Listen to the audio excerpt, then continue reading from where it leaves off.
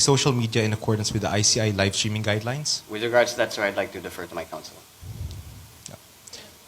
For the record, good counsel, can you please state your name and your position?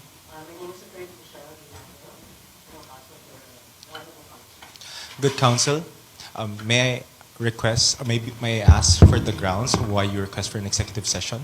Your Honors, we have written earlier to formally request for an executive session because our client here has already submitted himself voluntarily. He would like to share as much information as he can, as candidly as possible.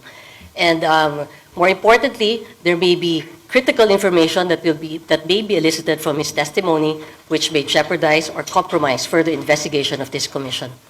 So for that reason, we again request that for an executive session for Congressman Marcos. Sir, do you consent to distribute copies of your sworn affidavits and other exhibits to the public and other forms of mass media, including social media? Yes, sir, I consent. Do you confirm that you submitted to the Commission a letter requesting for an executive session? Yes, sir, we do.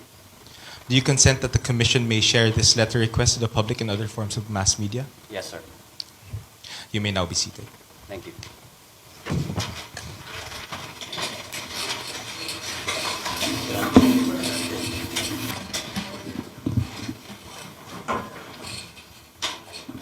With consultation with the other members, the Commission, we grant your request, so we will adjourn the session and go into executive session.